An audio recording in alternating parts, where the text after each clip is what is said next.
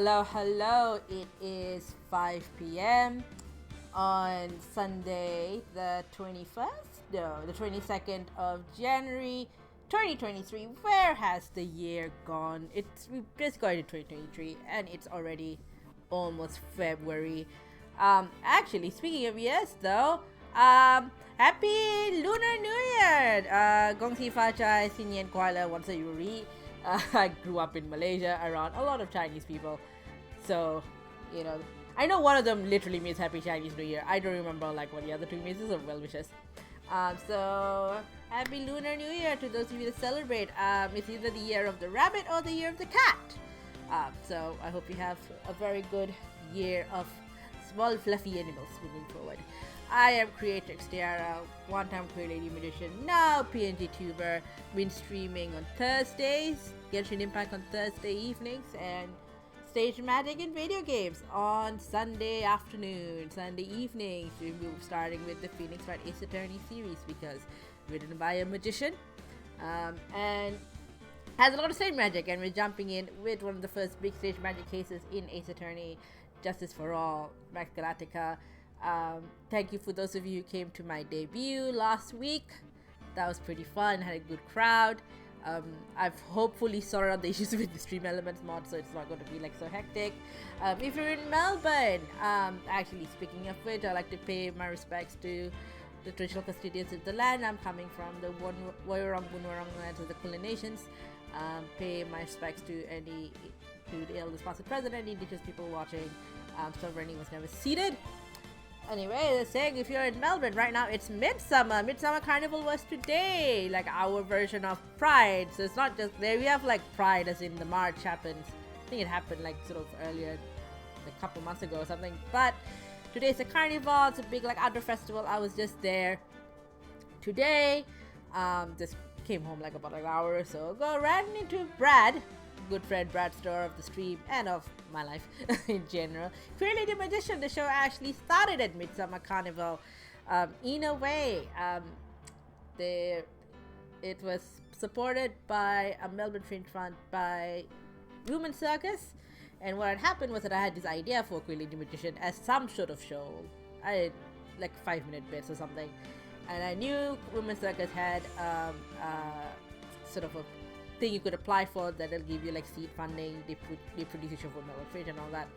So I went to the Women's Circus. I happened to see the Women's Circus stall at Midsummer that day and ran into Devon Taylor, who used to be the artistic director of Women's Circus as he moves on. Devon, one of the best people I've ever met. And I was like, hey, do I still qualify? Sort of pitch my show a little bit. And they were like, yeah, just apply anyway. We love to see it. So oop, my controller's dying. So literally after I went from Midsummer, this was 2018, went from Midsummer, went straight to the city library, wrote my application then and there, got accepted, and here we are. Now I've gone from being a stage magician to being a magician on YouTube, on Twitch, talking about stage magic and video games. Alright, that's me. I hope you're all doing well. If you're in the chat, feel free to say hi. If you're watching, feel free to say hi. Comment whenever. We're gonna go through, we have last week during our debut, we went through the first investigation. We went through the circus, found out our client, Max Galactica, winner of the Magician's Grand Prix in the Ace Attorney world, which is an actual thing, or they call it something different now, in real life, is on trial for murder. We went to the circus, had to deal with some very annoying people. And I had to relearn. The controls I haven't played this game since 2019 or so, as you can see from the rest of my save files. Forgot you could present profiles to people and not just things, so I got very stuck. And yeah, we talked about how close the game gets to actual stage magic. And so today is our first trial day. Don't know how much of stage magic we will talk about for trial, because I don't know that the minutiae of it ever gets explained in trial, or at least in this trial day. It might come up in the next trial day, but we'll do what we can. I also have, as I mentioned, Queer Lady Magician was supported by Women's Circus, so I do have something of a circus background, not just with this show. And this thing involves a circus. Very different circus what I'm used to, but a circus nonetheless. Let's get into it.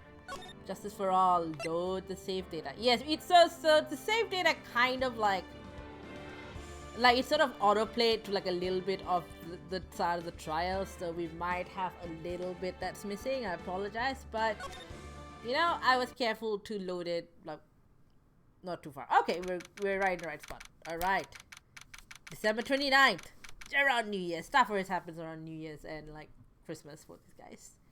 We're Max, you fidget is just throwing cards. I mean, in the Apollo Justice series, Apollo special magic thing, you know, his special psychic power is that he can tell, he can perceive like body language changes. You can tell off the bat with Max just tossing cards everywhere. It's kind of an obvious tell. Like, bro, you're a magician. You need to be subtler with this. Good morning, Max. Oh, honestly, magic can be terrifying, even without being in court. I mean, literally, the plot of Queer Lady Magician, the first show, is I have not done magic since I was a kid. The last time I tried to do a show, I was a kid and it bombed, and now I'm having imposter syndrome. And so the show is about making the show, and it was basically me riding a panic attack into stage form. Worked out! So there you go. I have to do therapy and this make it to a show, I guess. Max? I'm still trying to figure out what everyone's voices is, by the way. Milk. What? If I don't have a glass of milk before I go on stage, I just can't function, sweetie. I know it sounds silly, but listen, you do not want to have a blood sugar crash on stage. My thing, I mean, I do need to eat and drink something because blood sugar crash. I don't want to faint on stage. Most of my thing is I wear like compression socks and ankle supports. I don't necessarily need them. I just feel better with them in case I do feel like I'm falling down. Is this a stage? Don't worry, there won't be a stage. All you have to do is sit down. Spurky teenager, I guess. Nick, Max is really nervous. We're still very American Valley Girl, so that's understandable. Hey, my sweeties! What? Oh. You don't think I should fly, do you? Good luck rigging that in court in 2 seconds. You'll giggle me up. Huh? You know, you've got to make a good first impression. Your outfit speaks for itself. When I enter the room, maybe I should fly in and warm up the crowd a little. And then, no. We can't be having you flying around the courtroom. It just won't be right. Also, my shirt has a lot of papers. Imagine if you hit someone. We have to actually deal with that court case. Don't worry, Nick. Not worry. Don't worry, Max. Just do what Nick says. Everything will be okay. Oh, sweetie. What is it this time, Max? Why don't you try flying into the courtroom? I might be named after a mythical bird, but also what? I can see it now. The dashing young lawyer flying fabulously in from above. One glimpse of that and everyone in the room will be on your side. I mean, that wouldn't be a terrible idea, except it totally is. Max, really? No one needs to fly today. Nick, what's with that look in your eyes? I like the sound of that dashing young lawyer flying fabulously. Ooh. I mean, he was an art student, so he could have ended up in a circus just on his own volition. Alright, December 29, 10 a.m., District Court, quarter number 2. Francisca! Oops. We get to see Francisca von Karma in the house. Oops, I went too fast. No one talking. What? Your Honor, get on with it! Oh, sorry, I just realized it. Okay, so this is the thing I want to try with Francisca. So if you're on TikTok, you may have seen videos by someone named Reb Masel, who is actually a lawyer, at least works in some sort of legal capacity. I think she is a lawyer. But she does this really funny, readouts of, infamous court cases where like they say like random shit, and she does it in like such a vocal fry, like oh my god, like you know, like sort of disaffected Valley Girl kind of vibe. I wish I'd listened to some of Reb, because I want to try doing like Francisca in kind of Reb Masel voice and see if I can pull it off. Oh, sorry, I just realized the defendant's name is Billy Bob Jones. Bro, don't daddy me. So, well, isn't the defendant also known as Maximilian Galactica? Well, yes. Yes, Your Honor, he doesn't go by this name. He's a professional name. You guys need to learn my stage name. You know, my grandchild is a huge fan of his. I think everyone here wouldn't mind if we called defendant Maximilian Galactica. It sounds more friendly. I'm like, what do I want to be known as if I ever end up in court? I mean, I guess it depends on the context of why I was there. Like, you know, if I'm there for like something really like nothing to do with my art, I'd rather want my stage name to be associated with it. Well, that's your advantage. Miss Von Karma, your opening statement, if you please. I hope you didn't bother thinking you win this one, Mr. No, that's what's funny boy. Oh my god, like no way. Like, I hope you didn't bother thinking you win this one, Mr. Phoenix, right? I have not got it, but I'll try. Eh? That spirit channeling trial was a sham. I refuse to acknowledge its legitimacy. Draw out Francisca. She's very drama, but it did not count. Do you hear me? She must still be upset about what happened last time. So they're talking about the first case with Maya. You have no chance. Zero. Zilch. Nada. I'm not losing this case. Why, you ask? Because it is not in the nature of Von Karma to lose at anything. I guess being born in the name Von Karma is a free pass to be arrogant and annoying. Yeah, so they dealt with her dad in like the case. Where's Mario? I wish Mario was here. That's why he's busy with their mom probably. That hey T! What's in Mr. Phoenix, right?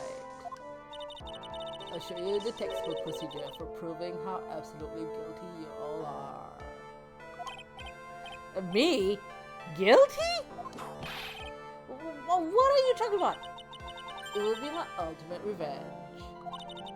But it's not like you'll bring her dad back. I guess the dad's in death row. There, opening statement complete. Now let's hurry and wrap up this waste of time. One of these days I'll nail the Reb Masel twice. Very well, you may call your first witness, Miss Von Karma. Detective Gib Gumshoe, let up there. Now. Hey, Gumshoe! I need to New York this guy, but I keep making me fun. Sorry to keep you from work, but sir, I'm sure you need every penny you can earn, detective. Don't mention it. It's no trouble at all. I've been looking forward to this. 5 minutes went up. Very well. I would like you to begin by shedding light on the event in question. At your service, sir. All right, detective. You may proceed with your testimony. All right. Witness testimony. The details. The night of the crime, snow was... Oh, I've got Francisca's voice on.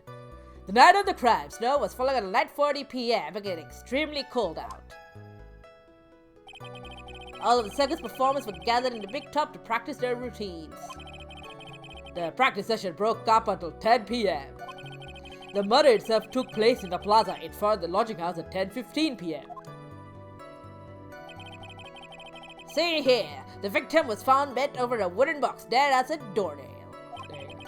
The cause of death was blood force trauma that snapped a vertebrae in his neck. Ow.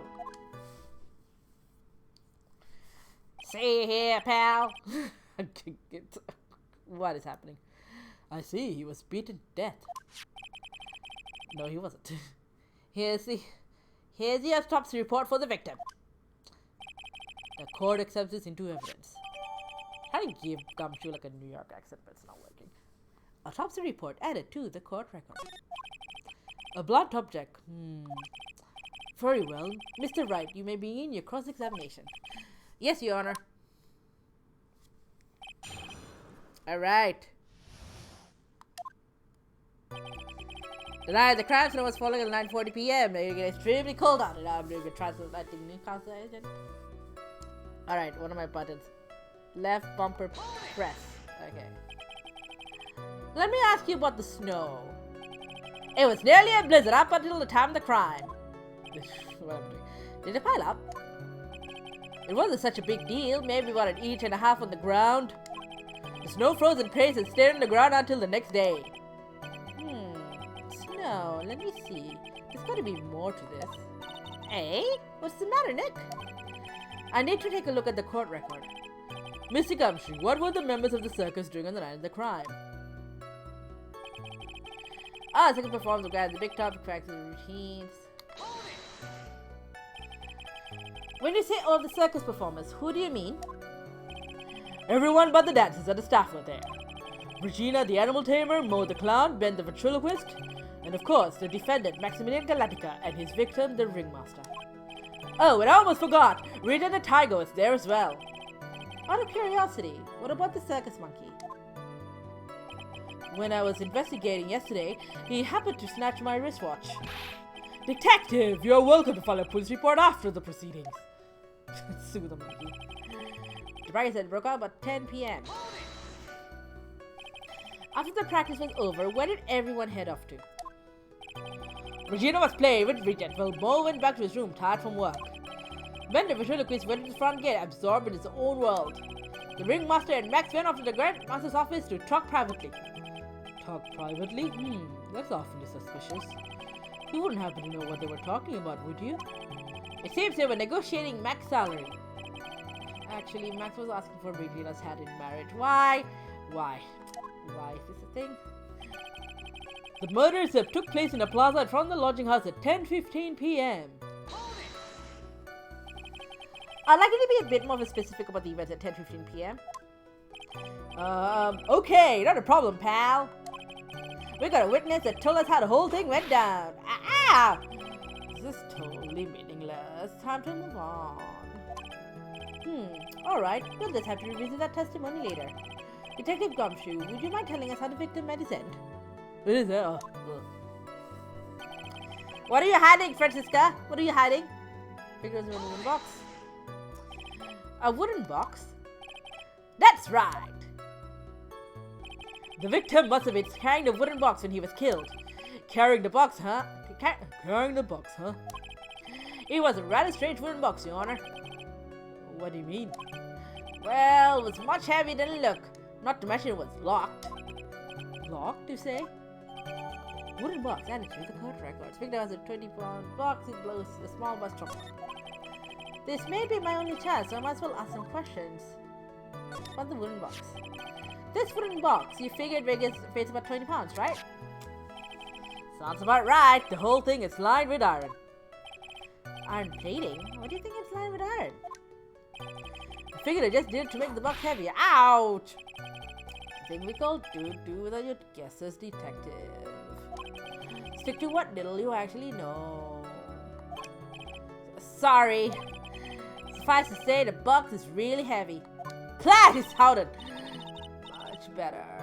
You may continue on, detective.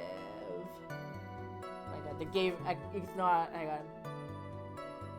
When I do Francisca's voice, I need to be a bit louder. Like, oh my god, I'm gonna read this thing. Oh, well, the Elgato, it's gonna be how the Elgato, my game audio is just a bit higher. Because of that, was blindfold trauma that snapped a vertebrae in his neck. According to the autopsy report, the murder weapon was a blunt object, correct? You've done your homework, pal! And you haven't found this murder weapon, have you? The police are searching for it as we speak. My theory is that it's something the perpetrator ran off with. You would think so, especially since you didn't find it on the scene. No, I bet it made it disappear with magic. Ho, ho, ho. Pal. There wasn't much we could go after Gumshoe with this time. He gave us the facts. He gave us the facts as he saw them. But there's gotta be more to this. I didn't see anything. But that's why you're the lawyer and I'm the medium. Okay, so we got a big clue that there was something about the snow that was suspicious. So let's look at our court record. Picture of the crime scene.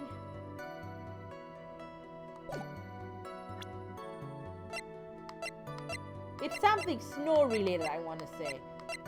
But the only snow related thing we have is this. Let's see. Nope, that wasn't it.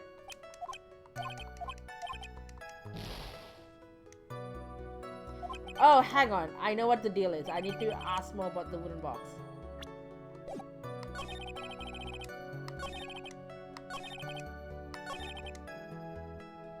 Yes, there's some information I need to glean about this wooden box. Da-da-da. Yeah, yes.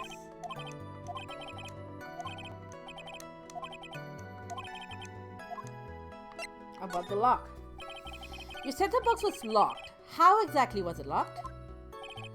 Well, it had quite a sturdy lock in it. It took quite a bit to open that bad boy up. So when you found the box, it was locked, correct? Yes, it was. So the forensic team took it back to the precinct to crack it open. I see. Continue, Detective Gumshoe. Okay, so... Oh, no, that's not what I wanted. I wanted the line before...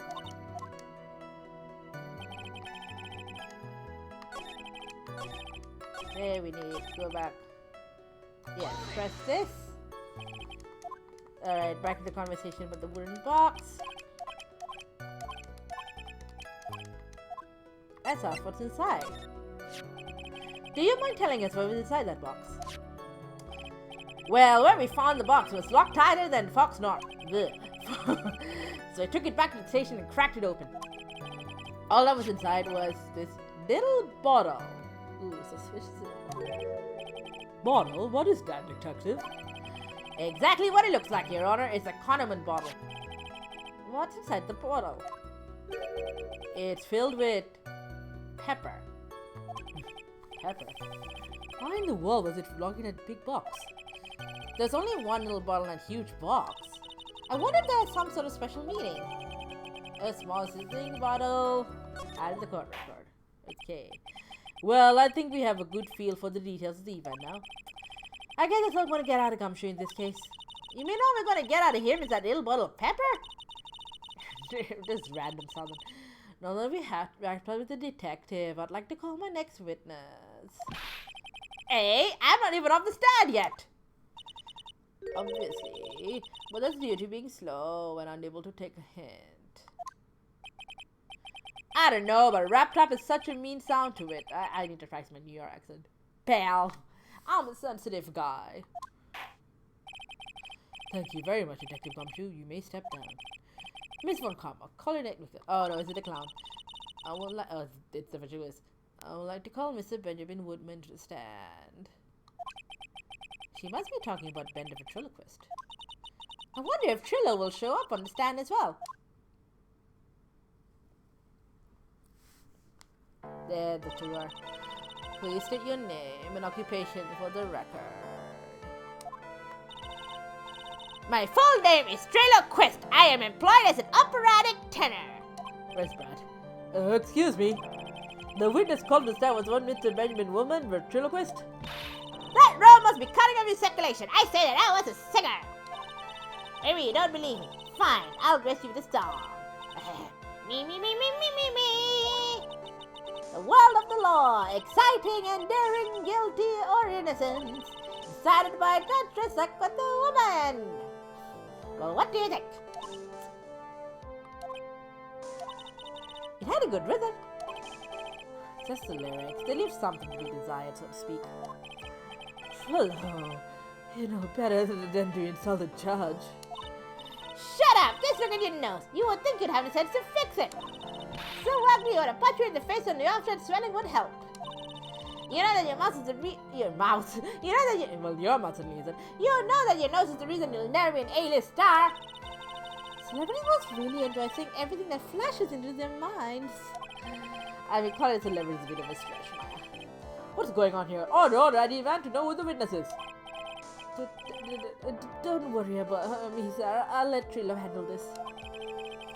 I'm not worried about you, one bit. Don't worry about getting testimony in my court. Out! You won't get anywhere trying to figure out this witness. Now, let's proceed.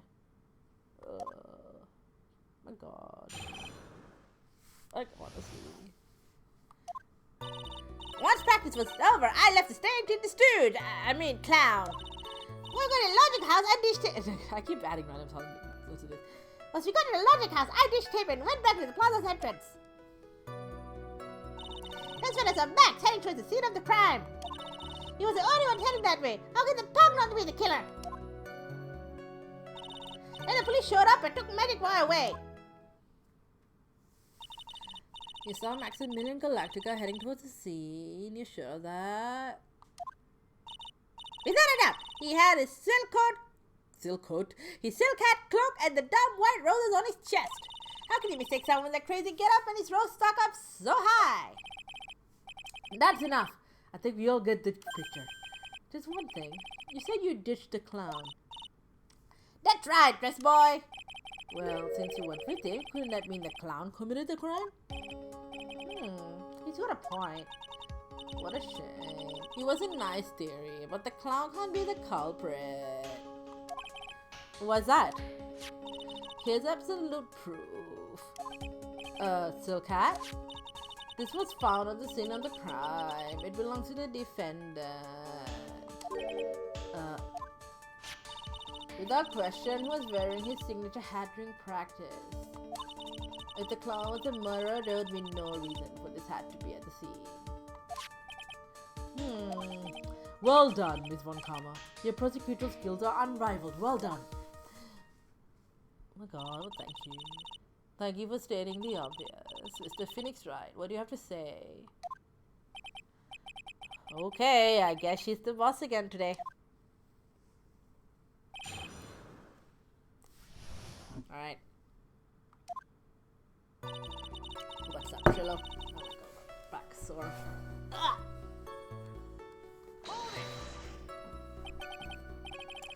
The clown, you're talking about Mo? Of course I'm talking about that old fart. He's so pathetic, I can't stand him. Ben. Using Trillo to say things you don't have the courage to say. There's a little bit of excess in makeup and his makeup is smearing all over the place. One practice was over, he was 9/10 the way to kneeling over. Good. Kneeling over? Keeling over. Poor guy. We didn't have any choice, so Ben took him back to his room. When it comes to being a first place loser, that guy's ahead of the pack. Then what happened? Alright, you got a lodging house, you just came in by the plaza's entrance. Why the plaza's entrance? To do some thinking, of course. It was awfully cold out that night, especially with all the snow around. Wouldn't thinking in your nice warm lodging house have been a better idea? Objection! Mr. Phoenix Wright, I think you should leave the thinking to the witness. Yeah, it's just like the thing with this game is like when you hit on the thing that would be actually a problem, the prosecutor's like, nah, we're not gonna touch that. But I'm a good tonker! At least my teachers always say I was. A twonk. An ex-twink, as Brad would say. That's why I saw Max. Thank you for the cry. Oh, hang on. Yeah. Hey, are you sure it was really Max Galactica? Cause I'm sure. Here go your mystic sound wearing such a snobby three-piece getup. Snobby three-piece getup? Get the wax out of your ears. Lawyers nowadays, you're like turning a brick wall. Max three-piece getup. Jeez, could you be any more dense all together now? Silk hat, cloak, white roses. Thank you.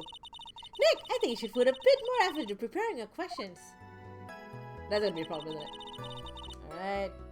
Only one hand that way. What's the deal? You saw Max and only Max, right, Trillo? That's right, and that makes him the killer. There's only one person we headed that way that night. That makes quite a bit of sense. It makes Max one suspicious character. There's more to this story than meets the eye. Is there something I miss in this? I mean, there's no proof it was Max. Wait a second. There's no proof that the witness saw Max Galactica.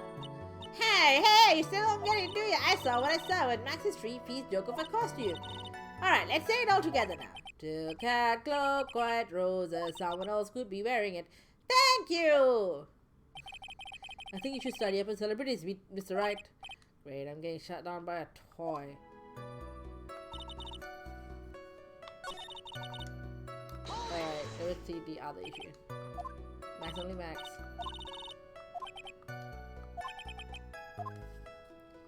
Ben only saw Max. That's a bit strange, don't you think? What's strange? That you only saw Max. Doesn't it seem like you should have seen someone else as well, the Ringmaster? What? Who are you going at this, Mr. Wright? Who are you supposed to be? This could have been the Ringmaster, because he needed to have someone to have killed him. That's the victim. That's correct. If Triller was at the entrance of the plaza, he should have seen the Ringmaster as well. Ah! Obviously the Ringmaster arrived at the scene of the crime before the witness could have seen him. Anyone with sense could have figured that one out. What are you talking about? The Ringmaster and Max went together to the Ringmaster's room. Is that according to the defendant a likely story? If Maximilian Galactica was supposed to be in the Ringmaster's room, why was he, just as the witness stated, at the scene of the crime? Ah! I see. It seems that at this stage I have no reason to doubt this witness's testimony. And there are clearly no conclusive contradictions. He's right. A brilliant judgment, Your Honor. Now let's move along with the testimony. I think I can adjust the game audio a little bit. Triller wouldn't happen to have an ulterior motive for incriminating Max, would he? Yes, the love triangle. Well, Max is part of that bit of love triangle with Regina, which is probably why Max got him over the head. Nick, wasn't Ben the one who got knocked over the head? Yeah, I think so. I don't know anymore. Okay. Yeah.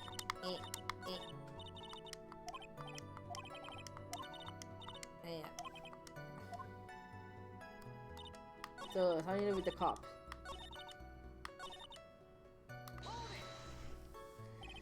Around what time did the police arrive at the scene? I suppose I would have been around. Hey, what time was it? Huh? I think it was around, I think about 10:30 p.m. I think. Practice ended at 10 p.m. So you hung around the lodging house the entire time? I guess that sounds about right. Wasn't it awfully cold? I can't believe you just stand outside in that weather. Well, the truth is... Will you shut up, you big nose job? Why are you telling me anything extra? Why could you believe that you stand outside that weather? Well, maybe you were waiting for someone? Well, what? Who said you were waiting for someone? Mr. Phoenix, right. We can all do without your offhanded theories. Well, it's not offhanded. But this witness, he's cracking under the pressure already. I'm on to something. Mr. Wright.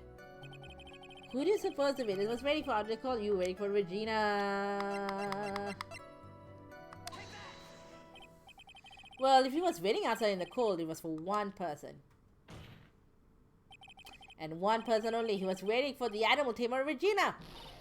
What? You were waiting outside for Regina to come back to the lodging house. Am I mistaken? Is this true? Well, you can't really ask me that question. Who cares who I was waiting for that night? What's important is what I saw, don't you forget it! Well, the puppet may be a bit stiff, but he's right. Alright. There's obviously a reason why this witness was there that night. He spent all that time waiting for Regina to arrive. Moreover, even if someone else would have walked right in front of him, I doubt he would have paid them a second thought. Ah! That makes perfect sense. What did you just say? The witness saw the defendant at the scene of the crime. However, he did not see the victim on the way to his eventual demise. If you accept that, then you must accept that there is a high likelihood that he could have missed someone else other next heading towards the capture. Ow! There's absolutely no proof that the witness was waiting for the animal tamer. I guess he got me. Alright, I spilled the beans for real this time. It's true, I was waiting for Regina. Pain! Don't volunteer things. Ugh. Mr. Chris, tell us the truth this time, and I mean the whole truth. Were you or were you not waiting for Regina at the entrance of the lodging house? I was waiting to propose to her. You were what? Waiting to propose? What's the matter? You think that humans have a monopoly on marriage? The matter of puppet marriage is not under review in this case. You are the judge. I mean, look at your horrible outfit. More pain. Thanks to your bumbling, my perfect plan is not so perfect anymore. So we have to waste time going to the bottom of some silly proposal by a puppet. Ugh.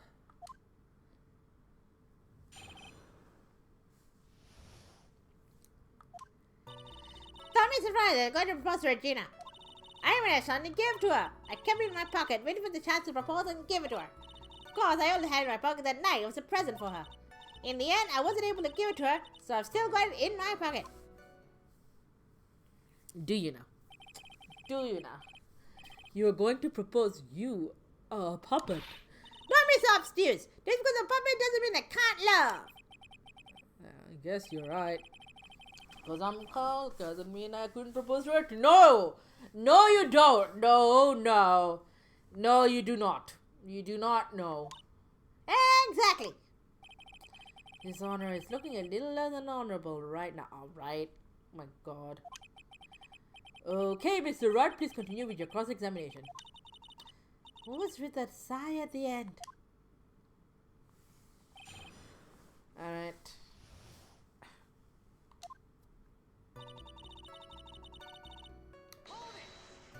What's damage? By proposal you mean proposing marriage, correct? To Regina? Of course that's what I meant! What kind of stupid question is that? I don't know, a business proposal? A collaboration, a puppet and an animal tamer? That would make much more sense than the stupid love triangle you've got going on. I wasn't going to propose that become some sort of outlaw biker gang together. I mean, that would be a much better idea, actually, than either of the ones you just mentioned. Right, Ben? Yeah. Got it? That's the truth. Alright. Hold on, go back. Anyway. What was it exactly that you were planning on giving her? You know exactly what I was going to give her, numbskull. The only thing I could find that could match Regina's beauty. So his question. What was it? You're gonna die when you beat it. It's an engagement ring. Engagement ring? Wow, those two nearly fell out of their chairs. Mr. Phoenix Wright Joker's gone too far. Time for this to end right here. Francisca's whip looks like it's about to lash at almost anything. One hit from that thing will probably shut someone up for a long time. Pain equals bad! Pain equals bad!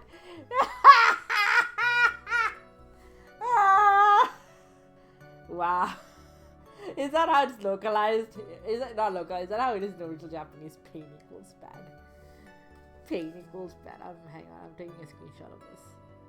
There we go. Pain equals bad. Amazing. Love it. Push on anyway. It may be something of a joke, but this is a historic moment. The first time that a puppet has ever proposed to a human being. Ow! I fancy to cut this argument short. Oh, I was gonna make a point about the engagement ring. I'm gonna agree with the defense here. Will the witness please revise the testimony, specifically about the engagement ring? I'd like to stick to facts, not sociology. You sure do enjoy swaying the details, especially for a men in black bathrobe. We're stuck on that. Planning the engagement ring to Regina. An engagement ring? Uh-huh, it's actually a diamond-shaped stone carved from glass. You're more brilliant than the real thing. I think Regina's going to love it. Ah, Mozambique. Oops, excuse me. It's just a ring. What's the matter, Nick? Well, there's gotta be something I can catch him on. Kept it in your pocket. Whose pocket was the ring in? Wrong English. Mine, of course. What a stupid question. You gotta be kidding me. You think Ben could pull that off? I'm so sorry, really. You don't have to apologize for that. He's the one who should be apologizing. Really?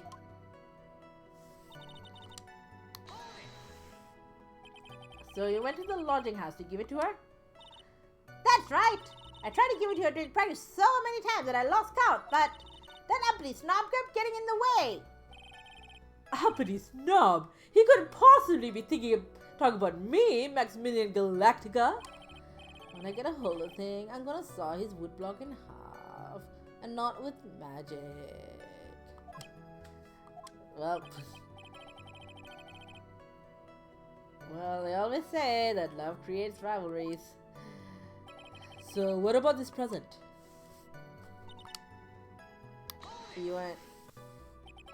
So you are still thinking of trying to give it to Regina? Of course I am! I spent 3 months' salary on this thing. I'm not gonna give up that easily. Oh yeah, it's a thing. Trip of like, your engagement ring must be 3 months your salary. Like a sort of like a fail-safe. Not fail-safe. Like if the bride needs emergency money, gets sell off the ring. I don't know if you know that security blanket type thing. But also it's like, this is how devoted I am to you. I mean, for me, like, when I was younger especially, I believe that anyone who proposes to me needs to do with the mood ring. Cause that means they know me enough that I know that's exactly what I want. I don't wear a ton of jewelry. Like, it's either for special occasions or if someone very special to me has gifted me something, then I will wear it like a wedding ring. Then I will never take it off. This is TikTok going around where it's like, that's the example is that Tom like, oh, I don't really wear jewelry. It's like, oh, okay, I can give you something else. No, I'm wearing this forever. I do that until it dies. Like, yeah, Brad gave me a sloth necklace. So it's like a necklace with a little sloth pendant on it for my birthday in 2020. And I wore that necklace like freaking 24/7. The only time I took it, I was in for the shower. And then, like, you know, I started getting a bit allergic to the chain. And I was like, I still want to wear this, but also it is not physically not working anymore. And like, the chain's come a few times.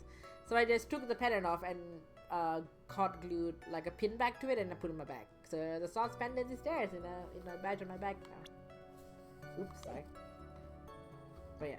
Right now, if I was gonna get an engagement ring, moissanite actually, like, which is like synthetic diamond, but it's supposed to be like super rainbow colored. I think that would be my jam, like rainbow and sparkly, you know.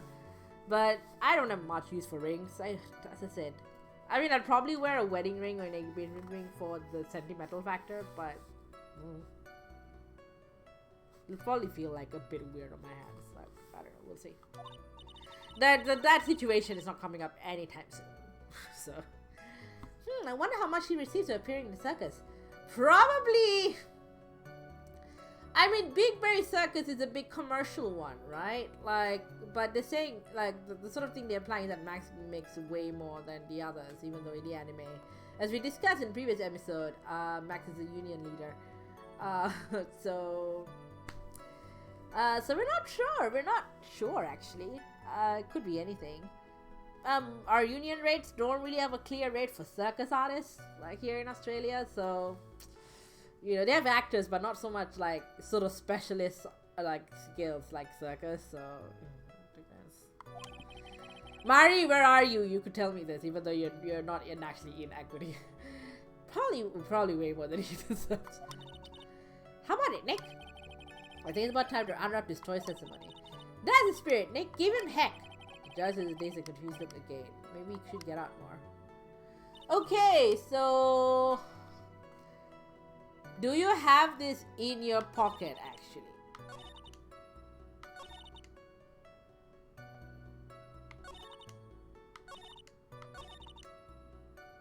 Yeah, my question is, why do you have it? Like, oh, that must be it, isn't it? From T to R. That's your ring, bro. Trillo, do you mind if I show you something? What is it? What are you talking about? Uh-oh, looks like they're going to double team me now. Phrasing. Do you recognize this ring? Ah, that's mine. Give it back, thief. Didn't you just testify about this very object? I believe you said, in the end, I wasn't able to give it to her, so I still got it in my pocket. Why then do I have it right here? Ah! What is going on here? That's... Ben, say something. Hey, don't put me on the spot like that, Trillo. I found this in Money's room. Money's room? You mean a room they put money like a back wall? Ha! That filthy monkey's gonna get what's coming to him. Mr. Quist, I would prefer you avoid slandering innocent fiance. Innocent fiance, my gosh. Oh God. Why? What? It's not a screenshot moment. Like, the trial is giving me some excellent screenshots. Innocent fiance. What? What? Well, Your Honor, Money really is a monkey in every sense of the word. Ah, I see. Well then. Money likes to go after the shiniest things that he can find and gather them up. Shiny things. Trillo! When was this ring stolen from you? Well, I suppose it was that time. You know, that night, the night of the crime. What did you just say? Details. I need more details. Well, it was stolen right after Max showed up in the plaza. Right about when you saw the defender walk past, correct? Well, I guess you might be able to say that.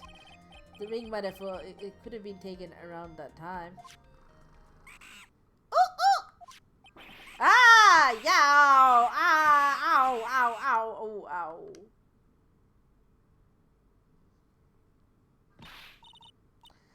Man, what's with you? Oh, whatever. It had nothing to do with anything, especially not who committed the murder. It's not for you to decide what has to do with what. Now, Trillo, back to the topic at hand. I haven't admitted a thing, nor I, Mr. Trillo Quist. What did you do when the ring was taken, Trillo? You know exactly what I did. I chased up the ring-snatching monkey Money. But you weren't able to catch up with him, were you? It's all this loafy fool called Ben's fault. When he was fumbling his way through the snow, that dumb monkey was able to get away. That is indeed an incredible shame. Well, this does indeed prove one very important point. Prove an important point? What point could it possibly be? Ben doesn't exercise enough. Testimony has a flaw. Your attention was misplaced. There's a huge contradiction in his witness testimony. A contradiction? The witnesses testified to the following effect. Up until the police arrived, he didn't move from the entrance to the plaza. However, the witnesses stated that he chased after Money the monkey. When the witnesses were off chasing Money, there was no one watching the plaza. What is the meaning of all this, Mr. Phoenix Wright? Where are you going with this little theory of yours? I'm saying that there is no possible way that this witness saw the plaza the entire time. That's where I'm going with this little theory, which leads me to my next point. It's entirely possible that someone other than the defendant was at the scene.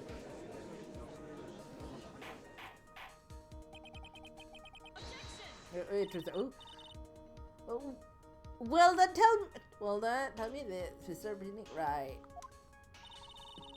Do you have any proof that something slipped past his vigilant ventriloquist? Well, he obviously didn't see the victim. The ringmaster arrived on the scene. However, that doesn't change the fact that he saw the defendant arrive. The witness is lying. He's blinded by his rivalry with Max. Well, the defense argument does hold water. This witness does have a history of animosity towards the defendant. What? How dare you?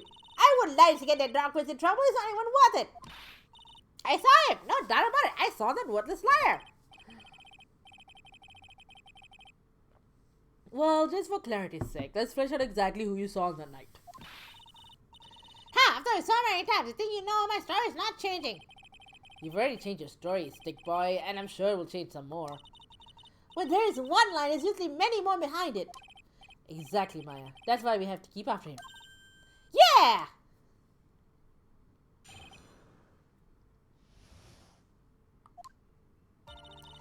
I'll give you that I was waiting that night for Regina. But that doesn't change the fact I saw Max in the plaza that night. He should have been waiting there for about 5 minutes. I said good evening to him, but I didn't even acknowledge my presence. I'm actually sure it was him. I saw Maximilian Galactica at the scene. There's no way I could mistake sound wearing those 3 ridiculous symbols. So that means that money didn't show up until after you saw Max. That's right. Money ran up there in the minute after I saw Max. Then money snatched the ring and you went chasing after him. How long was it until you came back to where you were waiting? Well, let's see. I'd say about... I suppose 5 minutes, I think. So the victim could have arrived on the scene in that 5-minute stretch. Mr. Wright, please proceed your cross-examination. Alright.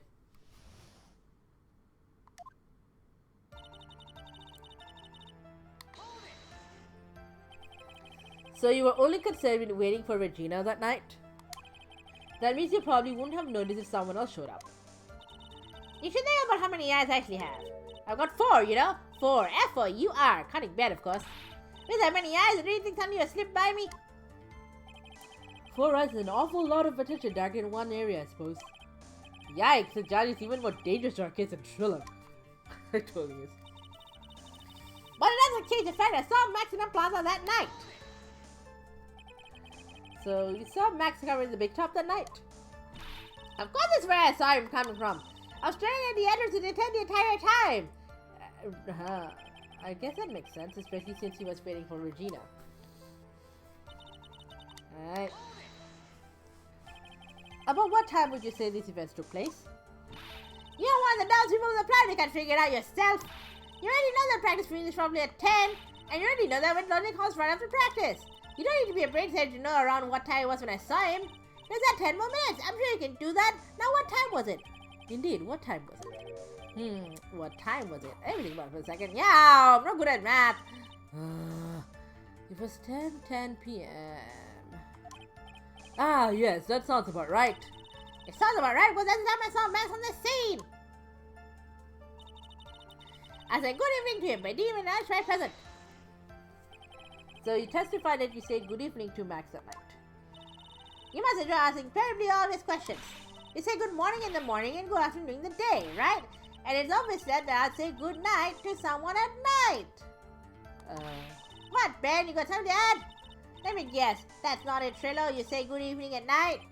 I'm sorry, Trillo. Mr. Quiz, I prefer you to keep your ventriloquist act outside of the courtroom. Impossible! A performer lives and breathes his performances. You should know better. Oh no. Oh no. I used to have a friend. Too bad Brad isn't here. He could back me up on this. I used to have a very close friend who once told me, I'm an actor. It's my job to manipulate people. And he wasn't talking about this in the sense of on the stage. He was talking about this in the sense of everyday life. I should have run when I heard that, but I was sort of just giving him too much benefit of the doubt. He turned out to be a terrible, terrible person. I broke off ties with him after months of getting nowhere. He was bad news in many ways. But I remember just looking him up, or one of the shows he used to do, and he plays a character called the Gaslighter. I'm just bro, just because you play a character called the Gaslighter does not mean you need to method addict every day of your life. You have boundaries, and I say this somewhat Queen Lady Magician is a fictionalized version of me, but it's based on my actual life. Some details are changed, I aged down some things, I changed some things, but it's still me, right? It's a heightened version of me, but it's still me. It's not quite like other VTubers who might have very intense lore like my lore is the lore of the show, which just adds like a few more people to the cast, but like, you know, it's still me at the end of the day. And there are boundaries there. You have to put the boundaries there. It helps you in both ways. Firstly, that, you know, you can just be you in real life, but also in performance world. It's very draining to perform as yourself, especially when you're trying to do something hard. Like there's a story about part of the show where I talk about my abusive ex. The guy friend I mentioned before, he's also a little bit of an inspiration for creating magician, in the sense of, oh god, I don't be manipulative, because the people I know who just like, charisma is manipulative and it then not bad, what do I do? So it's sort of like a third point of the show. Yeah, but there were times where just like, even my doctor has to be like, you need to fictionalize this a little bit to protect yourself, because you're just giving your heart out and performing that for nights on end. Like we did like a 4 or 5 night show. Yeah, I think so. Yeah, 4 or 5 nights, and it's draining. It's really draining if you like are too close to the subject material. So you kind of need to learn how to not live and breathe your performance so much, because otherwise it's too much. It's too much. There's got to be something wrong with this bit of testimony. Shadow's evening greeting. Isn't that a bit strange to you? What do you mean? Well, if you hate Max so much, why would you bother being nice to him? It strikes me as somewhat strange. Why would it strike you as strange? Exactly. How is it strange to be cordial to one of your co-workers? Well, if it was simply just being cordial to a co-worker, I would understand. Ow, that hurt. Maybe you should think of having some proof before your lips start flapping next time. Proof is everything in this world. You should have learned that back in grade school. What, you're math genius now? There's no reason that Trilo would ever say something nice to Max. But how do I go about proving that with the evidence? Bluffing is everything in this world. But I'm sure you actually learned that one. I guess I can give it a shot. The witness will resume his testimony. I'm actually pretty sure it was him. I saw Max Galactica at the scene. You are 100% absolutely sure of what you just said. I told you already. Jeez, I'm 100% absolutely sure. There's no way that he could be any more confident than that, right? There's no way I could mistake outrang those 3 regular symbols. Those 3 regular symbols, huh? Out of curiosity, exactly how many times have you asked that question by now? If you're gonna ask it, answer the chorus. Everybody together now. Silk hat, cloak, white roses. Thank you very much. Maya, you didn't have to join in, did you? It's fun shouting out to everyone else. There has to be a holy testimony somewhere.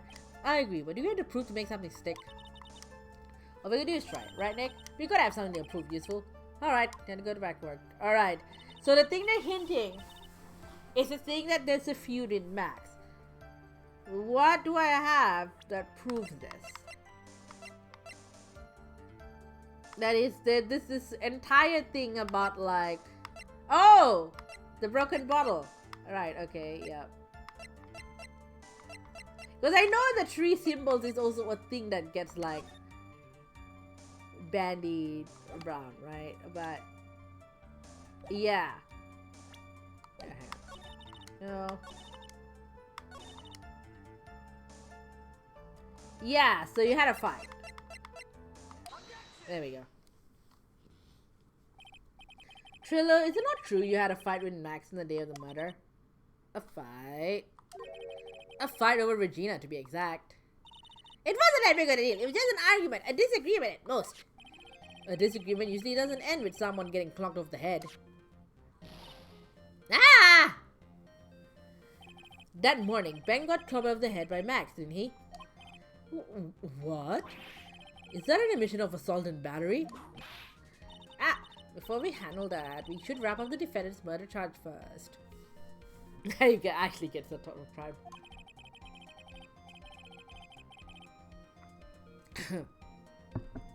The truth is that on the day of the crime, the defendant and witness had a huge fight. There's absolutely no way they would suddenly become cordial that evening. Moreover, just consider the personality of the witness on the stand. There is no way a puppet this Liu would just up and say good evening to his rival. Ah! Are you saying this witness is lying? that he is trying to frame the defender by claiming they're seen at the crime scene.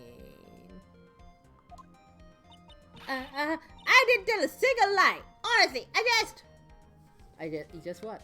You just what, Trilo? That's enough from you, Mr. Quist. Mr. Wright. Yes, you are. Let's clarify this testimony for the court. Could you explain your theory about who the witness actually saw that night? He saw a different person. It is my belief that the witness didn't see someone that night. It was just someone else. That's who we said good evening to. What kind of theory is that? Oh my god. The correct one. Furthermore, I don't believe the person the witness saw was Max at all. What? If he had truly met Max that night, there would have been no greeting at all. Which means there is only one proper answer. The person the witness saw that night was not Maximilian Galactica. I'm doing Francisca's voice for Phoenix. This is what Trilo made effort to grade who it was that saw that evening. My bad. Or good evening, as he put it. What in the world? Would the Dixons kindly explain who Trilo saw that evening then? You saw the Ring Master. Who else could it have been? Considering the ill temper of this witness, there is only one person he would greet. It must be Regina. It's Regina, right? She's so cute. No, Your Honor, it's not Regina. If it was Regina, Trilo would have given her the engagement ring as a present. Oh, yeah, I suppose you got a point there. It was Russell Berry, the victim himself, was it not? You are correct. It was indeed Russell Berry. The person you saw that evening was the victim, Ringmaster Russell Berry. That's why you greeted him, Trilo. Isn't that correct? How do you gulp when you're a wooden puppet? Answer the question, Mr. Quist. Ah! He didn't bluff, really. Order, how do you respond to this? Wait a second. Well, at first I thought it was the old man. But, once I got a look at him, it was obviously Maximilian Galactica. They look very different. I think it is high time that we clear the air about this question. Mr. Quiz obviously witnessed a single person in the area of the plaza that night. The problem is identifying exactly who that person was. Was it Maximilian Galactica? Or was it the ringmaster, one Mr. Russell Berry? The prosecution accused it was the defendant that the witness saw that night. The witness has clearly stated that he saw the defendant's three symbols. Three symbols? Alright, this is getting old. Come on, man. You gotta remember them now. Here we go again. Everyone all together now. Ow! Yes, we know. The silk coat, hat, cloak, and wire hoses.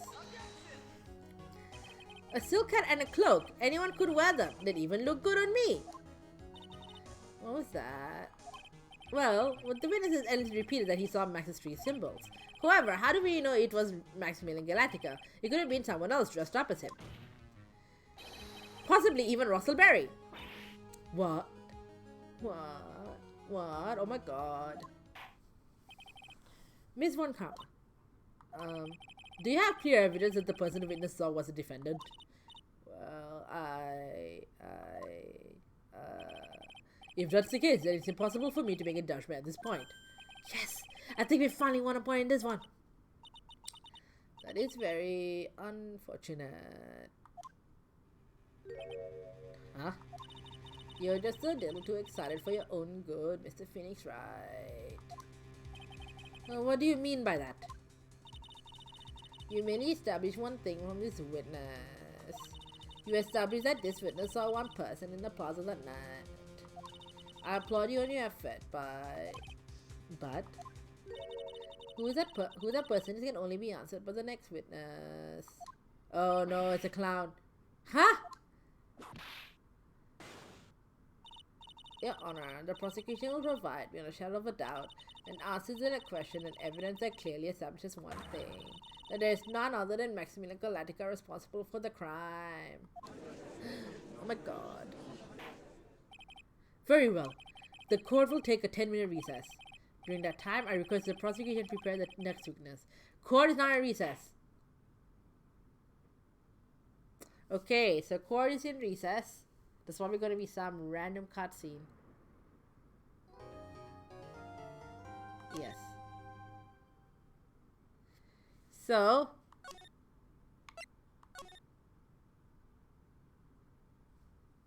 Quad is in recess. I'm not stopping the stream. It's like whatever, an hour or so.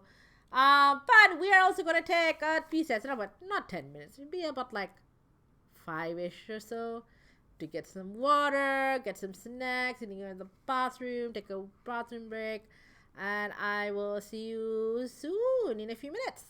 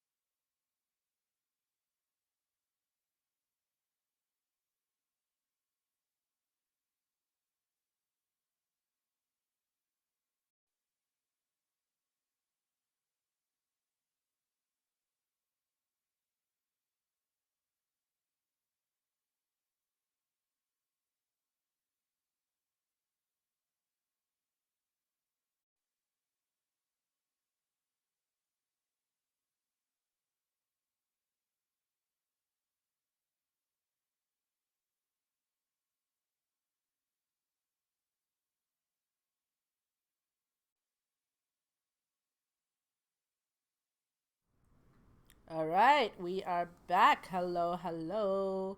I hope you all, had a good break. I had a bit of a snack. Had some veggie straws. Had some water, although I might dip out and get a refill at some point. We are back to the second part of this trial, where we have to deal with probably the most annoying trial in the Ace Attorney series, because you get penalties for pressing.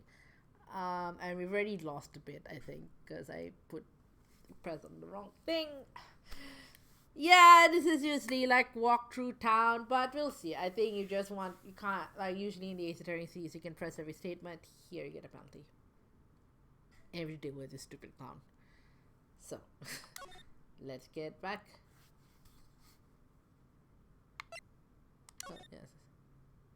I saved it. Alright, cool.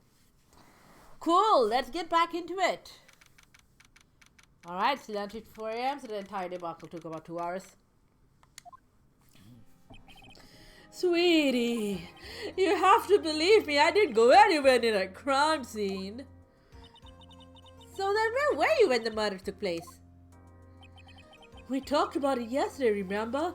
I was in the ringmaster's room. And while you were there... And while you were there, it was the ringmaster who left the room, right? Exactly. He told me to wait in the room because he would be right back. That's when the ringmaster headed to the scene of the crime, right? That's what it seems like. But the ringmaster must have been wearing Max's costume, right? Oh, sweetie, I just remembered. I went straight to the ringmaster's room, still dressed in my stage clothes. But when I got there, I went ahead and took the costume off. Which means? It means the ringmaster could have taken his costume and went out looking like Max. Fabulous! That's a fabulously possibility. Well done, Nick. However, sweetie, what would the ringmaster want to dress up like me? Isn't that a bit strange? If you think about it, all they found in the crime scene was my silk hat. What about my cloak? Where did that go? Double. Wow, Max, I never thought of that. You should be a detective or something. Oh my god, detective magician. I know there's a show where a magician who's out of work starts working, helping crime stoppers do their work. My friend Eamon was telling the other day, the other day, years ago, asked me to review it and do commentary, and I was like, ooh, don't know that I can, but maybe. Well, I was never quite sure to be when I grew up, magician or president. I mean, don't be Trump, but I think it'll be fine. You have no idea how I was to make a decision. That's really cool. Fabulous. This mystery just keeps getting deeper. Oops, excuse me. 29, 26, I'm out of the peanut gallery. Now that everyone is back, let's get started. The court is now back in session. Miss Van Kama, please proceed with the prosecutor's case. Very well. I will now call my next witness. A pitiful clown with the unfortunate distinction of having seen the entire thing. I need to have Reb's upside down sunnies on. Will Mr. Lawrence Curls please take the stand?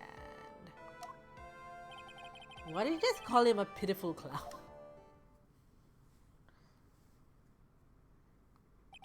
The witness will state his name and occupation for the court on record.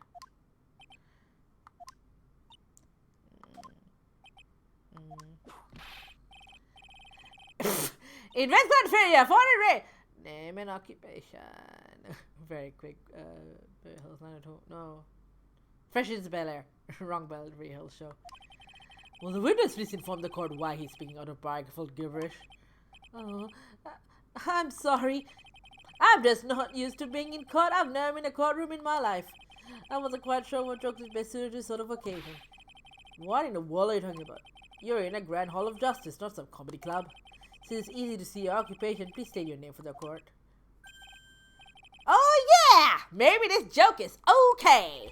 Mom, do I have to wear pants? The signs only say shirt, no shoes, no service.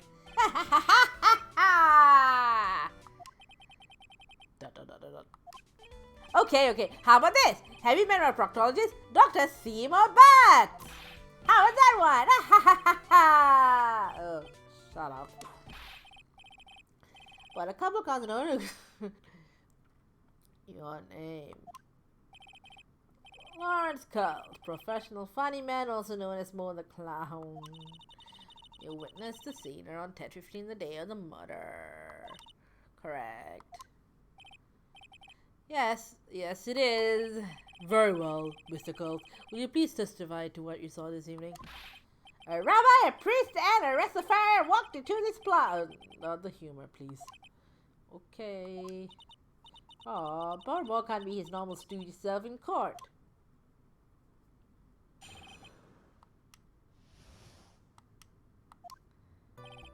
I know, I'm not the greatest comedian in the world. I haven't been able to make people laugh for 10 years. No matter what I say, all I get in return is a vacant stare and polite applause. Since no one ever laughs at my jokes, I've taken to laughing at them myself. It's a bad habit, but hey, at least I'm trying. In my predicament, I'm a clown who can't make people laugh. I'm almost useless. But I keep trying. I even tried to count out jokes just for today. But this episode is very nerve-wracking. I decided to try making everyone laugh. Seriously, everyone, what do you think of me? How am I doing? That has nothing to do with anything. Aren't we the ones supposed to be asking the questions here? Witness. Huh? We will listen to your call for help after the court proceedings are over. Thus, please stick to the facts of this case. Really? You really hear me out? Well, I'll make sure that one of my staff will be a straight man later. Get Edward to do it. Like, Francisca, why? Thank you, I can't wait! I'm just giving him gumshoes in the voice. Oh, gumshoe. No, sir. We'll begin once again with testimony. Of course we can! I'll talk for as long as you want.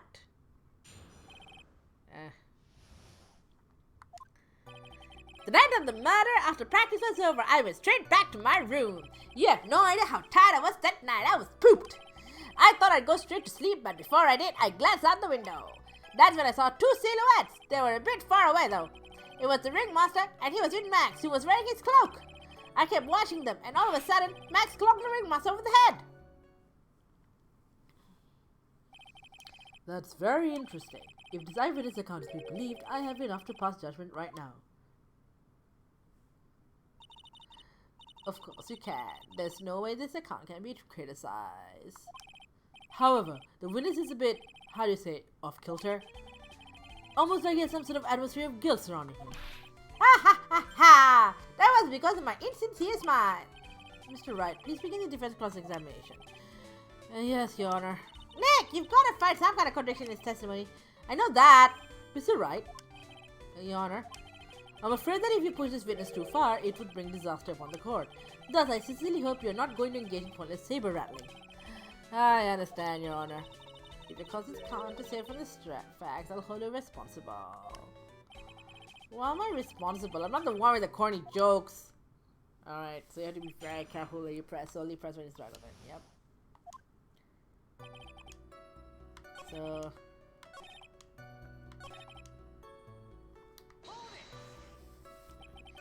far away, you say. You can't say exactly. How far away were they? Let me think about that for a second. If my room is here, and they looked about yay big, I'd say they're about 30 feet from my window. Just 30 feet? That's not far at all. It was snowing that night and it cut down on visibility. I see. Please continue with your testimony regarding the two shadows that you saw. Alright. You'd say you clearly saw this, even though you were, by your own reservation, far away? That's right! I had been thinking about it over and over since that night. But things didn't really make sense until I spoke with the prosecutor, Miss Von Karma. But now I'm 100% certain that it was Max and Ringmaster that saw that night. Why didn't make sense? Just think about it! How could it be wrong if Max is always wearing his uppity symbols? Uppity symbols? Lawyers nowadays! Do you even have to go to school anymore to be one? Alright, everyone wants to do all together now, save Uncle Mo! Nope, we already went through that routine. See what I mean? It's always like this. The currently wants to go on with me. I must really be utterly and completely worthless as a clown. Yowza. Enough foolishness. Get back on track. Will the witness please testify to what he saw? And only what he saw?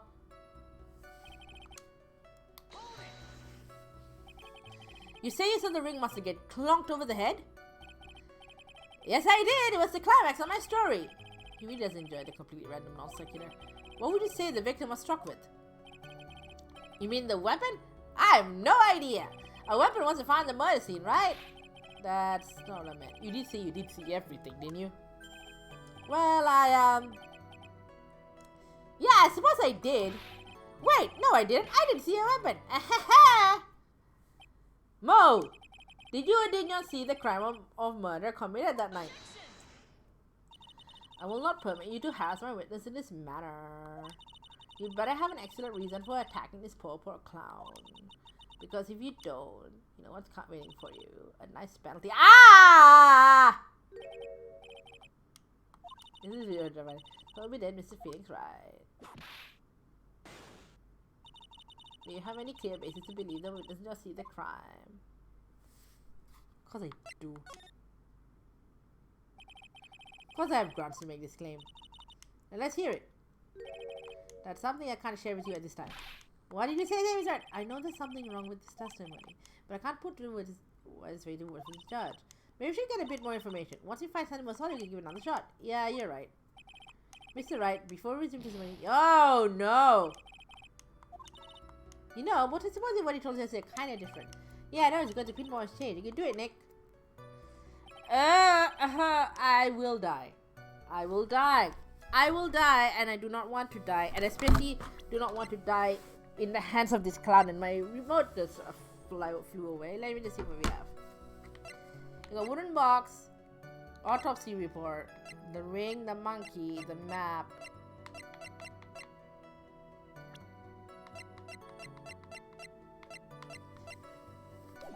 I am going to look this up because I just cannot with this clown. At least I'm not having to deal with circus music, but I cannot with this clown. So forgive me for cheating. But I've played this game across. I think I might have used a walkthrough in this section too, because I was like, no!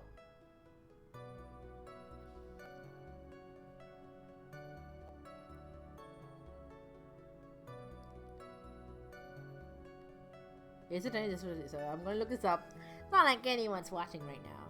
I mean, if you are, say hi in the chat, but it's me. I'm just gonna like check, cause I had gone through what I thought was like everyone. Alright, what's the deal with Mo?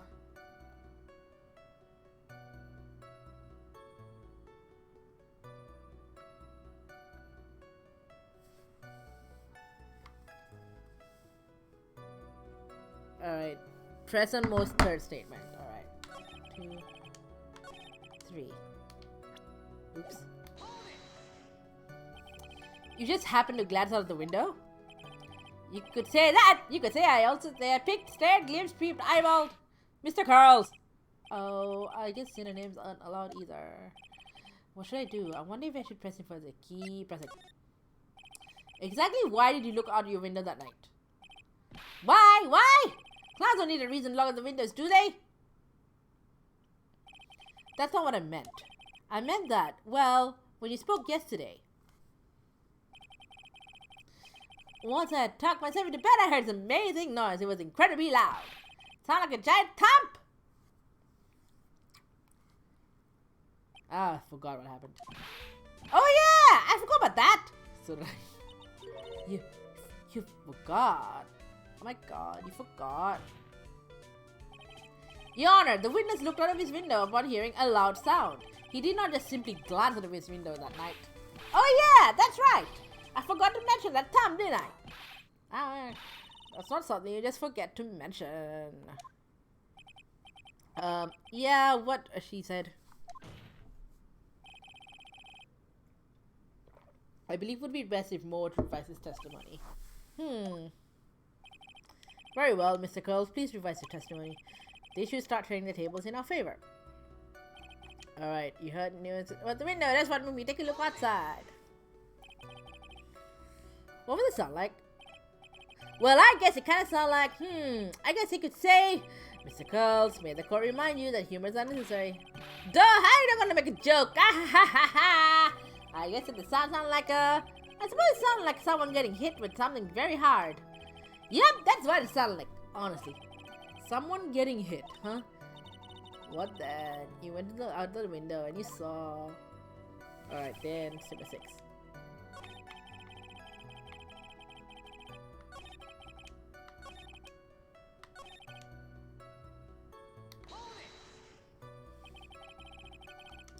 Alright, so we're gonna go back. And this is the bit where we got that massive penalty last time.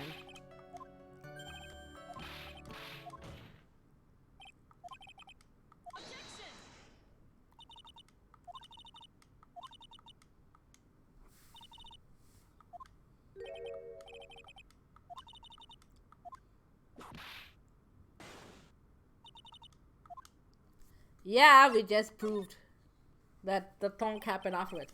I got a great reason to make my claim. And I suppose you'll be telling that's all a great reason. Of course I will. The reason is the witness's very own testimony. What is the meaning of that, Mr. Wright? Mostly that he heard it sound like a thump of someone getting hurt. He did say that. However, Mo just stated the following under oath.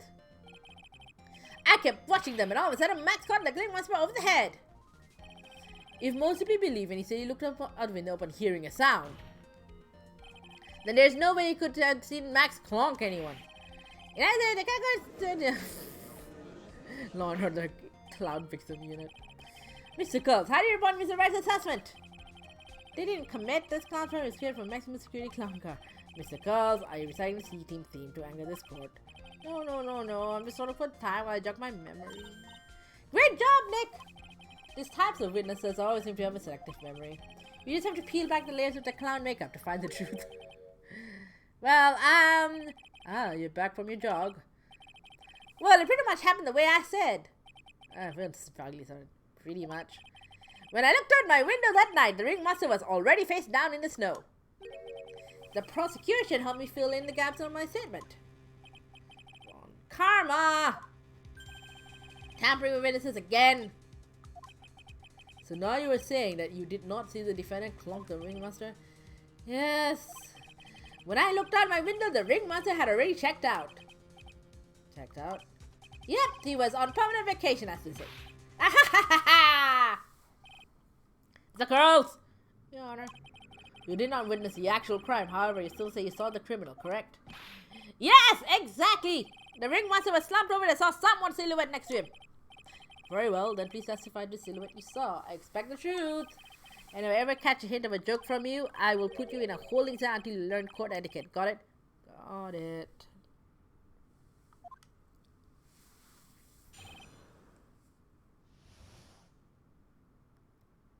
Oh yeah, this is another you don't want to risk pressing too much.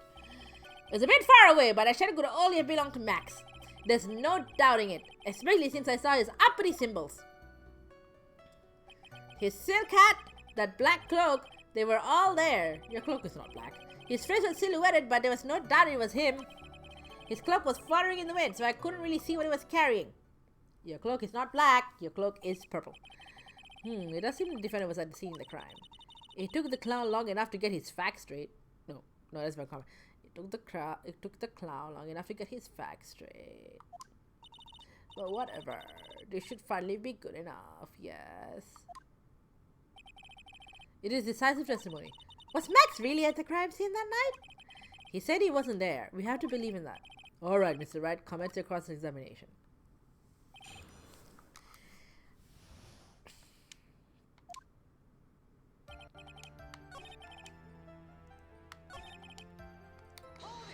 Oops.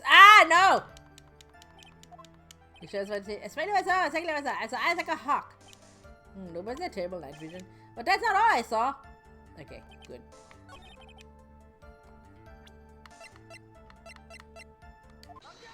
There we go. You say you saw all of Max's uppity symbols? I suppose so. That's still cat on the cloak, right? Mo, everyone knows that Max Galactica has 3 uppity symbols. 3 symbols? Yeah, everyone get ready! All together now! Silk hat, cloak, white roses! What the? Who cares if we know that there were 3 or not? He saw what he saw, and he saw the symbols. He just forgot to mention one. Isn't that right, Mo? Do you like pineapple? Silence, fool. Silence, fool. You're responding with the whole truth. No fractions. No fractions. Order, order! Mo! You didn't see the roses, did you? To be honest, there weren't any roses on the person I saw. The crime scene was dark. It's obvious it was too dark to see that kind of detail. But the witness said he was able to see the silhouette of the criminal's face. Not to mention the roses are white. There's no way he could have missed them. And the roses must have fallen off when the defendant assaulted the victim. If that was the case, then the police would have found them near the crime scene. Mr. Wright, are these white roses truly immaterial to the facts of this case? Clearly not. He's just toying with the court. Yes, sir. I got her on the ropes now. The seemingly insignificant facts have never failed to lead me to the truth yet. Someone's crying in the court, but it's not me. Your Honor, do you recall Trilla's testimony? There's no way I'm gonna be taking the honor of the stream leaker symbols. How can he be 6 on with crazy get up? His no start up so high. How can he be 6 on with a snobby 3-piece get up? Trillo saw them all. Trillo saw 3 of Max's symbols. However, this witness claims that there were no white roses on the person he saw. What's going on? There's absolutely no doubt that this is a contradiction.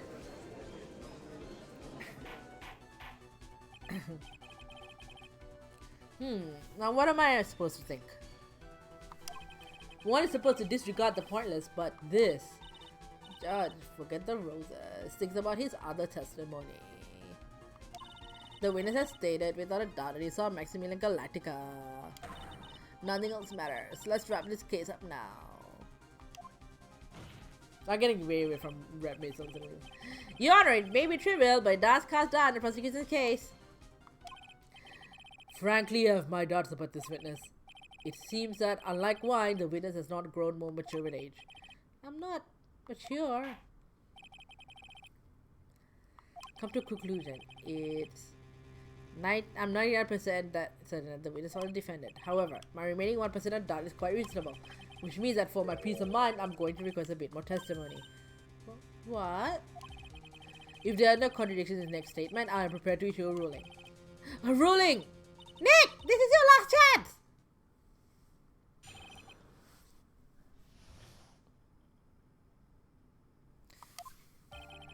There's no doubt in my mind there were no red roses that night. However, all the other symbols were there. I'm equally sure of that. Especially the silk hat. There's no way I could forget seeing the decorations on it. He was wearing it the entire time that he was on the scene. Mr. Wright, you've got one last chance on this. Just one chance. I will not allow even the slightest hint of badgering against witness. So back to the walkthrough.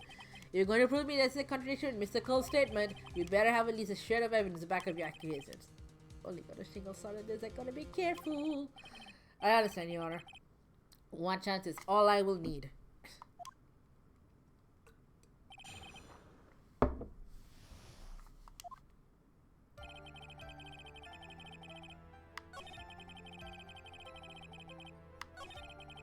Alright.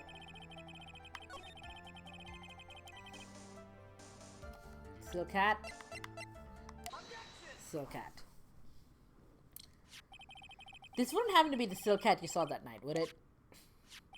Yep, that's it! That's the hat he was wearing that night! No question in your mind?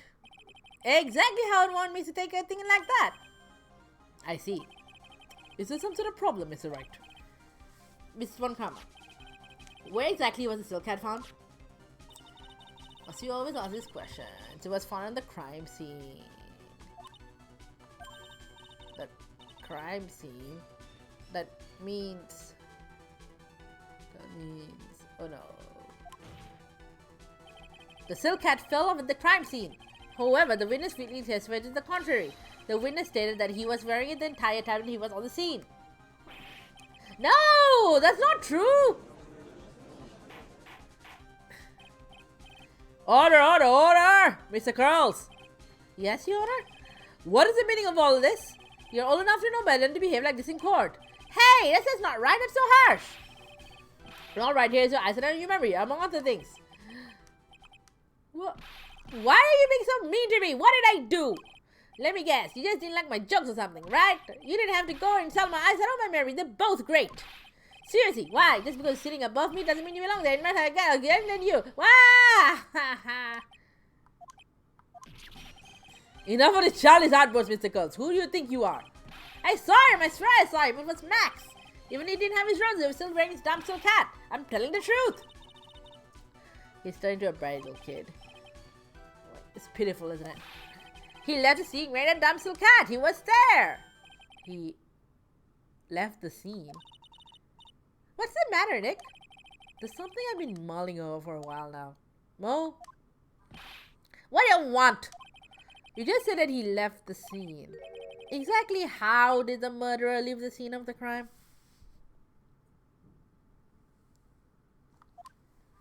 What? What do you mean, how did he leave the scene? Well, you can't ask me that. Mr. Phoenix tried his badgering the witness, Your Honor. This witness testimony is so full of holes, Miss Von Karma's protest is useless. It is. You've got a point. Let's hear what the witness has to say on this matter. Is that alright with you, little guy? Don't talk to me like I'm a little baby. Besides, what kind of stupid question is how did he leave the crime scene? The answer's obvious. He just turned around and walked away. That's what I expected you to say. You sure that's how it happened? Nope. I'll say, what? Huh? I'm not sure exactly where you're going with this. Lord, now you sure do love to harp on the smallest things. Yes! Footprint! Look at this picture. The problem is the footprints in the snow. Footprint? In this photo, we can clearly see the footprints of the victim. However, where are the criminal's footprints? They aren't there. Ay, ay, ay!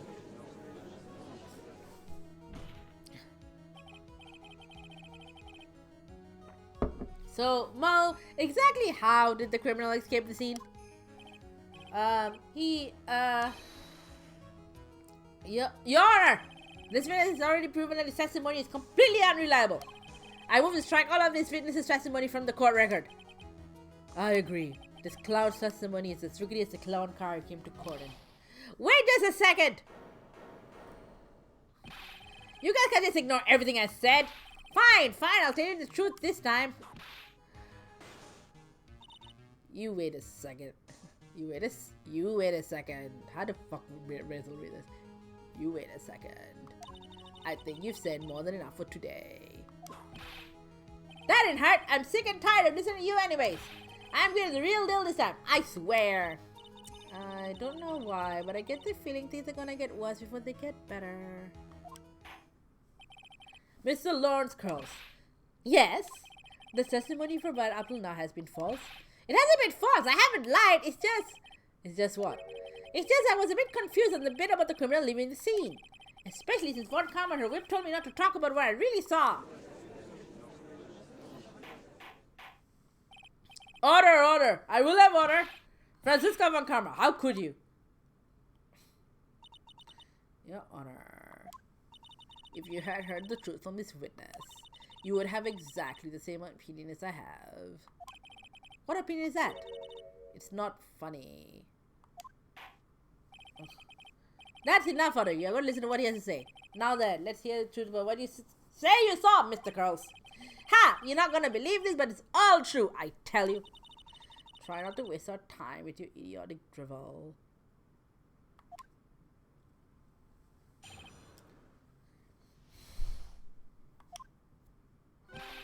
Now it's time for our next segment. Mo knows everything I've said up until now has been the truth.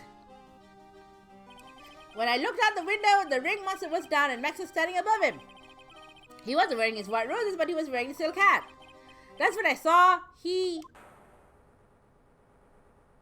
Dun dun dun! He flies away. This is the truth now, get ready for it. He flew! He jumped up and flew through the air.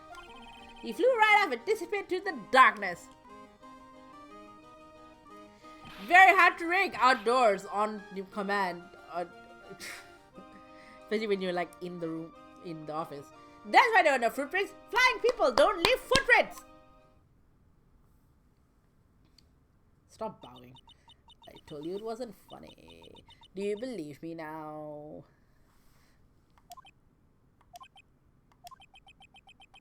Nandeska. Well, that was, how do you put this into words? Max Galactica is a world-class magician. But to leave the scene of a crime by flying, there's no way that actually happened. You're right. Why is she right? You believe the other witnesses. Why would you believe me? Especially it's the best part of the story. To be honest, this is the first time I've ever heard of a flying criminal. What do you think about this video's testimony, Mr. Wright?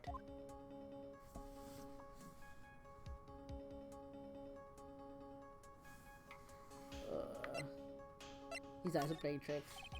It's obvious that the witness's eyes are playing tricks on him. Don't be such a fool. Who in the world do you think I would say that jerk for? Jeez, I didn't say you were lying.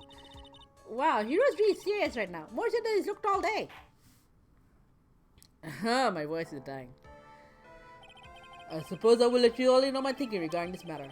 The criminal disappeared into the sky. I'd love to believe that, but I just can't wrap my head around how that actually happened. You imbecile. If you disregard it for proof, Hama's case is sound. However, I've got a feeling that this case is in dire need of more investigation. There's no conclusory proceeding at this point. It's an undisputed fact that the criminal left no footprints at the scene. Tomorrow, I wanted to find out the reason behind this mystery of mysteries. I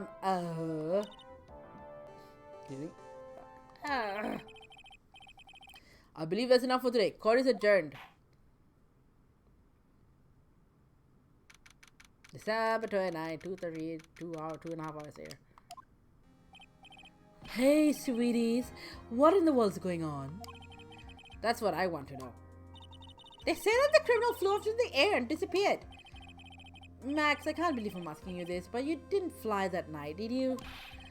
I know you didn't ask me such a fabulously stupid question. I can't fly wherever I please. It's not that easy. Thank you. Yes. But it looks so effortless for you on stage. Yeah, it takes a lot of planning. Props are expensive. Planning is expensive. People make good money being magic prop designers. Come on, Maya.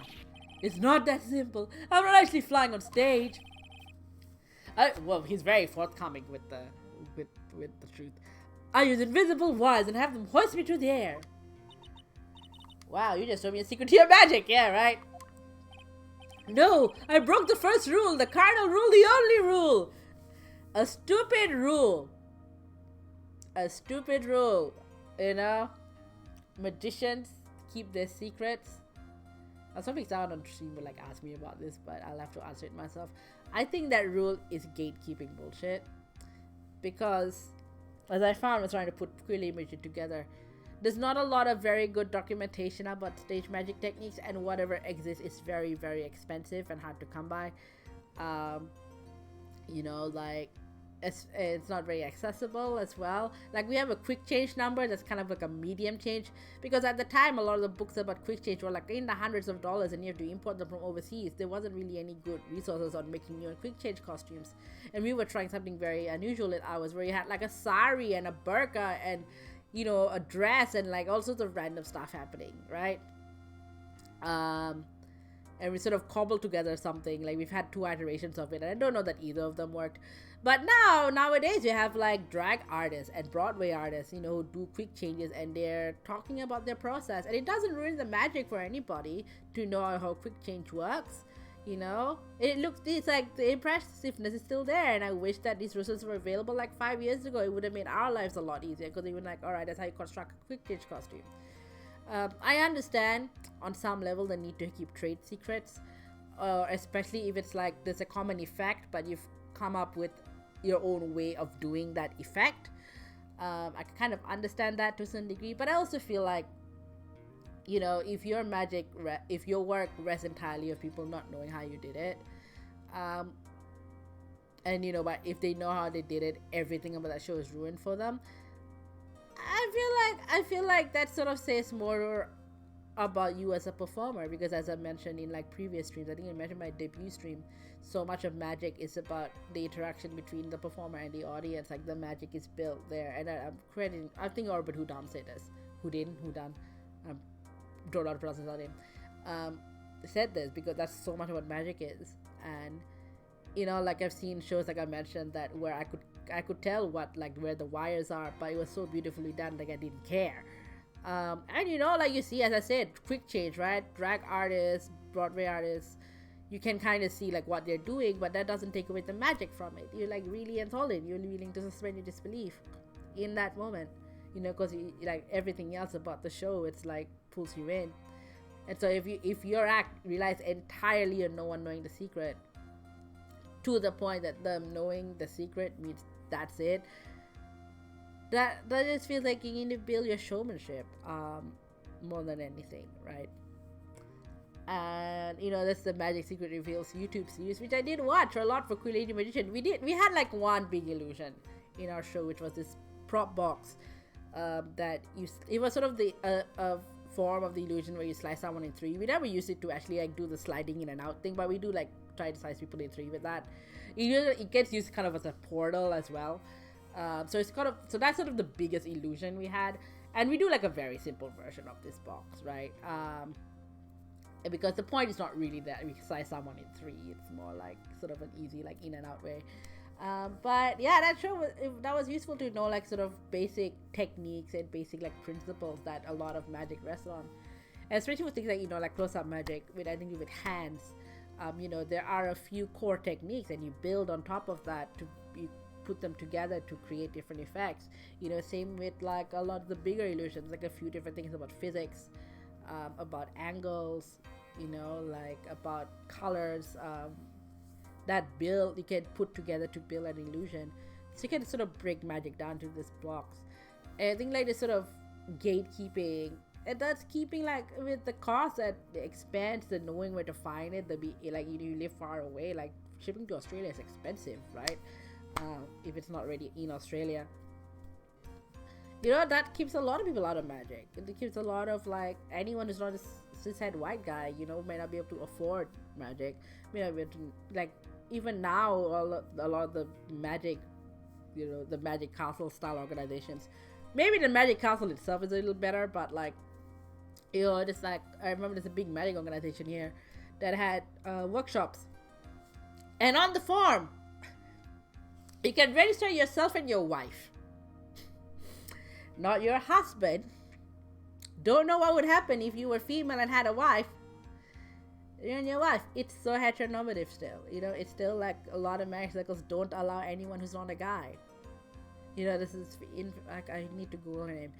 This magician who transitioned, was a trans woman, and she wasn't allowed back into her magic organization because they're like, yeah, you're a woman now, so we affirm that for you, good for you, but you can't. This organization is men only.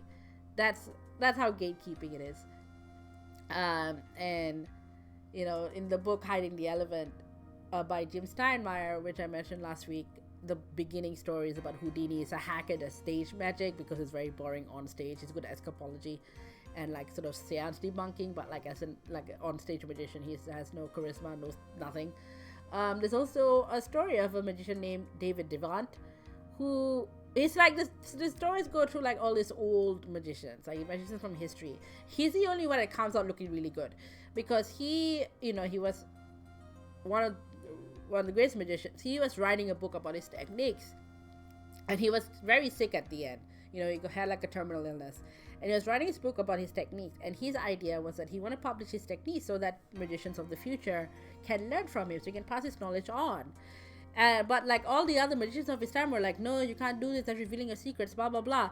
And he was like, look, the thing, like, I think he might have commented, like, the thing about magic, like, it's so much about performance. It's like, yes, technique's important, but so much of it's about the performance, so much of it's about you pulling it off. Like, the technique is only like a small part of it. It should not matter that I'm giving away my techniques. This is my techniques. I am consenting to giving them out, because ultimately what matters is what the magician does with them, you know. And still, there are his contemporaries were like, nope, nope, nope. And so they blocked the publishing of their book. Like, he died and the book never got published. Which is such a loss of information. So yeah, that is my rant about State of Magic. The don't reveal magician secrets. Like, maybe don't reveal like someone else's secrets, sure, but like if you're like David Devant and you want to share your own secrets, go for it, you know. I'm sorry, Max, we made you break a magician's creed to never reveal a secret to their tricks. Nick, what do we do now? All we can do now is hope we find the flying criminal in court together. I mean, also, you don't even need Max to tell you how we did it to know that someone flying in midair is not possible. Like, did you need Max to break out the news? Great idea. Let's do our best to catch this sucker. Alright, we have come down to the end of the trial.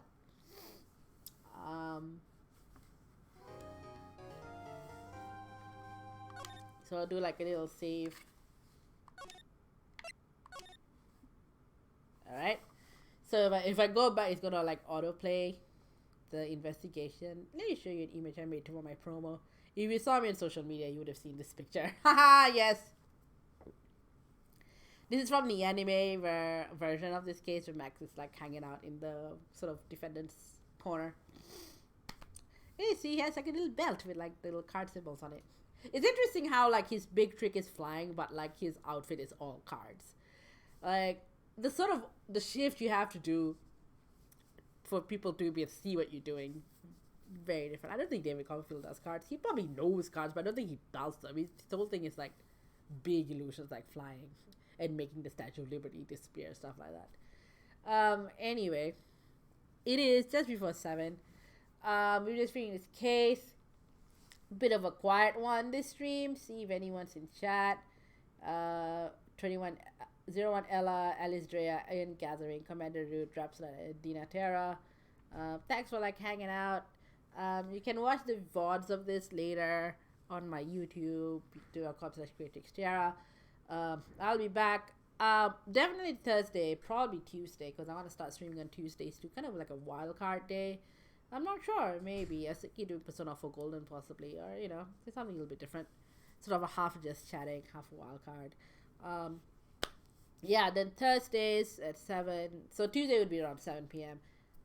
Thursday at 7 p.m. we go back to Genshin Impact. There should be a VOD of it right now on both Twitch and YouTube where we looked at the 3.4 update, and then like next Sunday, yes, let me finish my thought. We'll come back to Max Galactica. We will, you know, there's another day of investigation. Mari, if you're watching, you need to come on that day. You know why. And breaking on Mari. Saturdays we do more Ace Attorney with Mari still plays. Mari has not played all of the Ace Attorney games. I have, so they're playing it for the first time. We did not have a stream yesterday because I forgot that Mari has family stuff. So apologies for those of you who are expecting, because I mentioned it on the Thursday stream and then you're like, where's the stream? Like, yeah. But we should be back this coming Saturday. Yeah, if you wanna like keep in touch with what's going on, you can subscribe to me on Twitch. Obviously, I'm also on YouTube for also the VOD as well, when you catch up later.